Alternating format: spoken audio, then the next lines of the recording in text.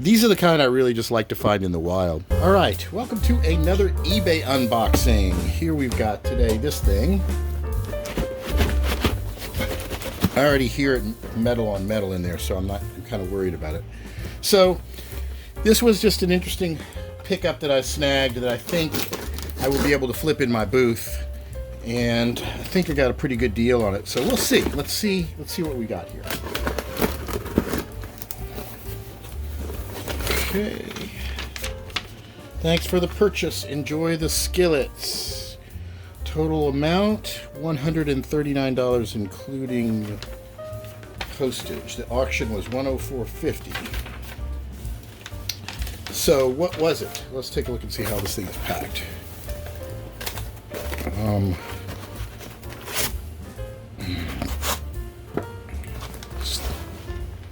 Just stacked on top of each other. Ugh. This is not very good. Let's hope it didn't turn out too bad.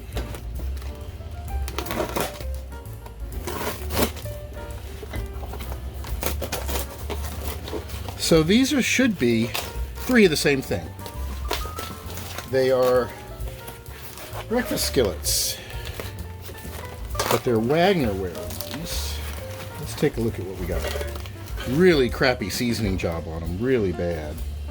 I wonder if that's motor oil, I don't know what. I like the thumbprint though. Look at that, Wagnerware Sydney O Bacon and Egg Breakfast Skillet. 1101A.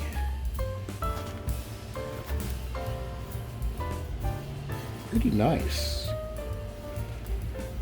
Just horribly seasoned, uneven. But boy, that looks like it sits flat and everything. That's a beautiful, beautiful skillet.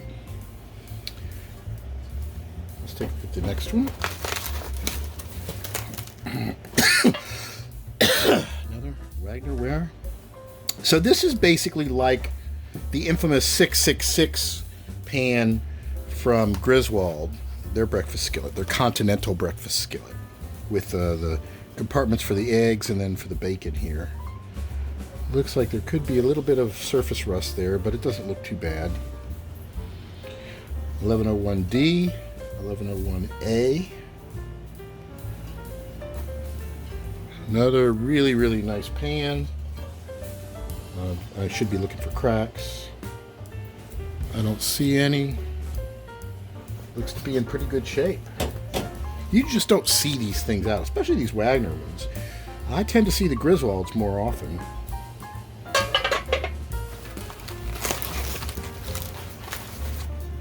Alright.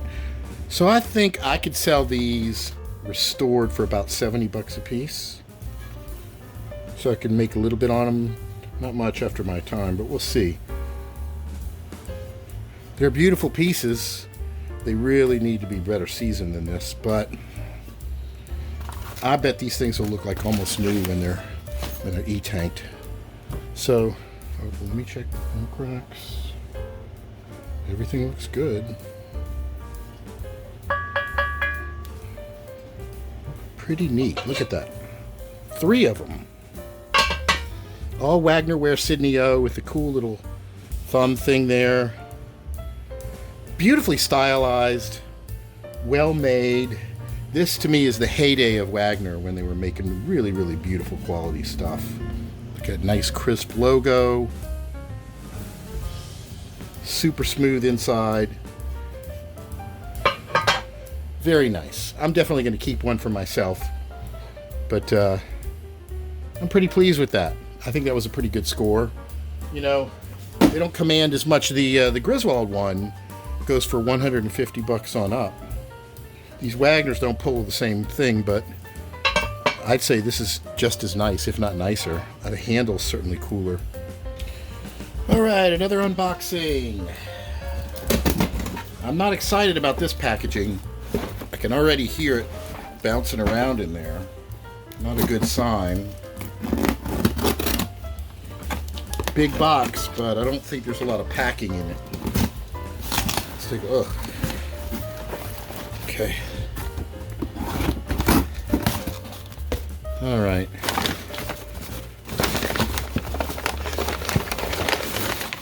Yeah. So it looks like three skillets. Really crappy packing. Let's see what we got.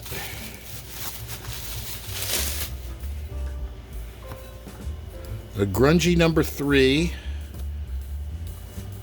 Can't tell what kind of markings are on it. Looks like it's a unmarked Wagner number 3. Really smooth on the inside.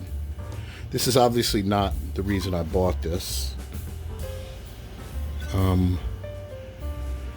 Although this could possibly be a favorite.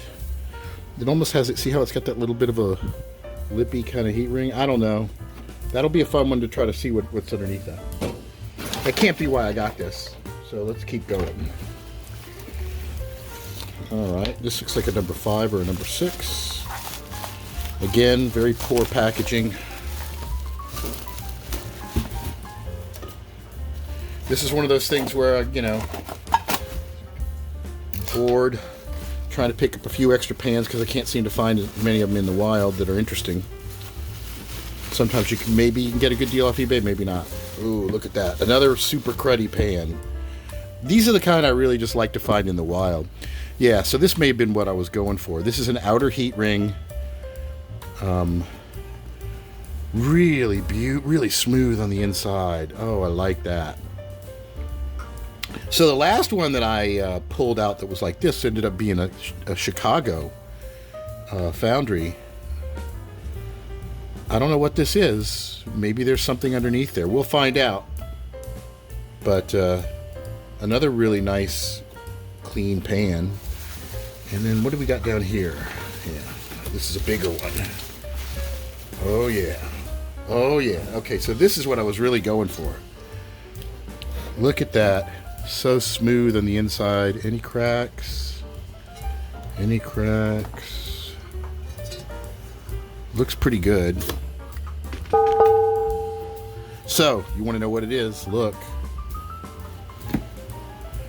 Wagner Sydney O number 9 with the outer heat ring. Beautiful, very old version. Sydney .O without the dashes. Really beautiful pan. This should clean up nice. It's really super thin.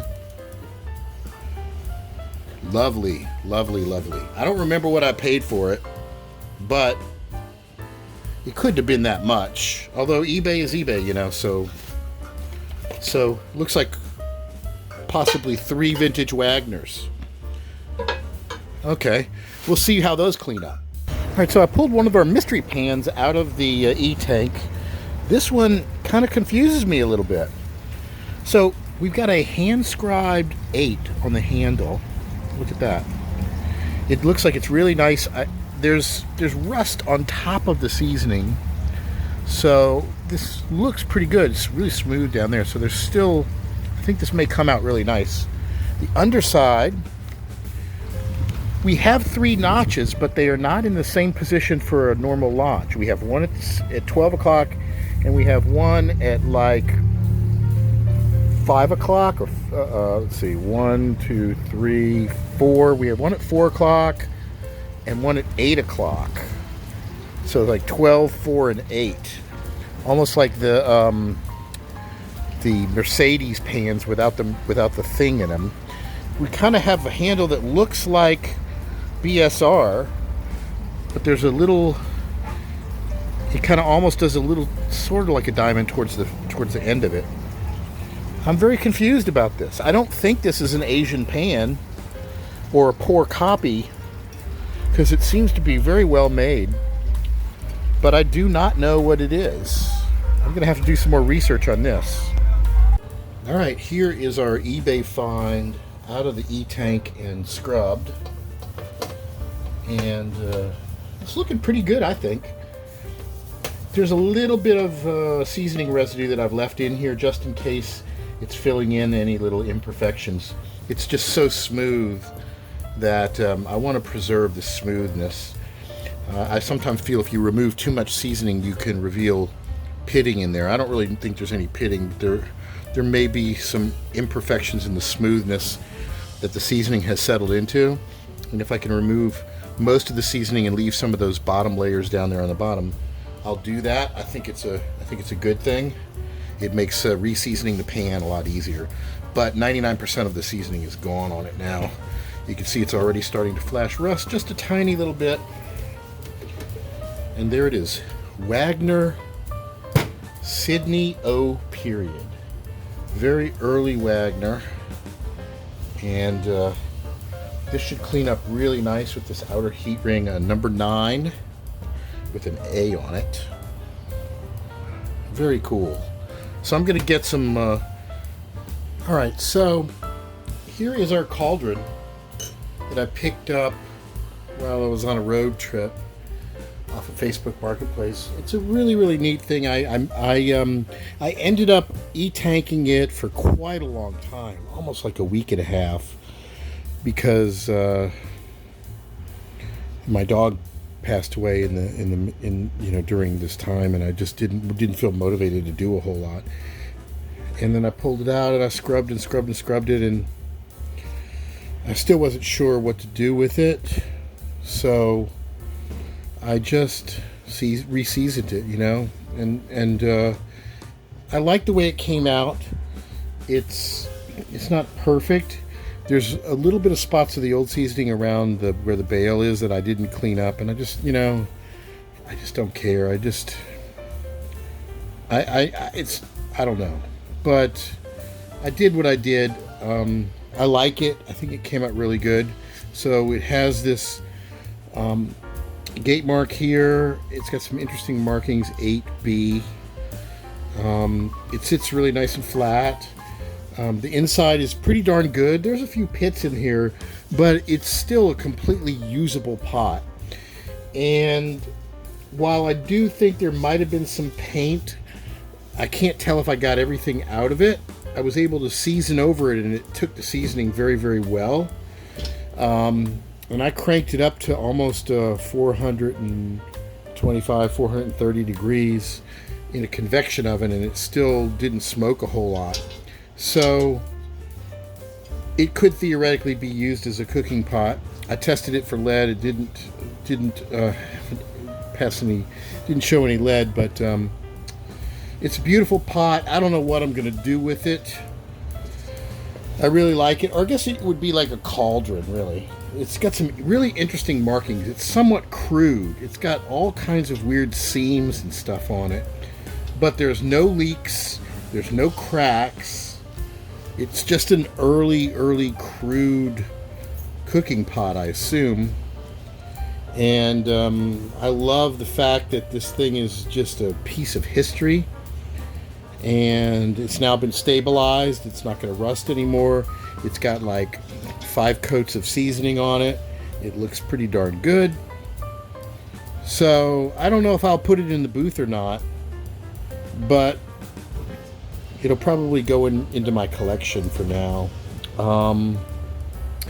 So I'm getting ready to head out of town in about 2 days, and I've really been looking forward to this. If you guys have watched my series, you know that sometimes I'm in the city and you hear cars and all kinds of stuff going on, and then sometimes I'm in the country and you see trees and nature. And so I have a place in the country, and I go back and forth up there. It's a modest little place in the woods, and I really need to get up there. I really do need to get up there and get back.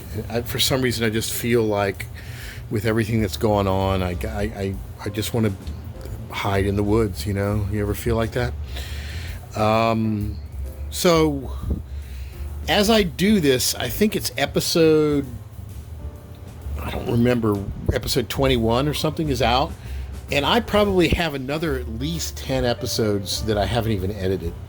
I'm breaking them down into smaller pieces. And there's a lot of interesting stuff. By the time you actually see this, you'll have seen all these other episodes. There's stuff that I've been really looking forward to showing people that I haven't put together yet. But I've also started calling it like an episodic series, right? So there's series 1, episode 1, 2, 3, 4, 11, 12, 13.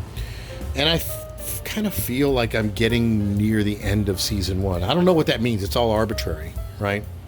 But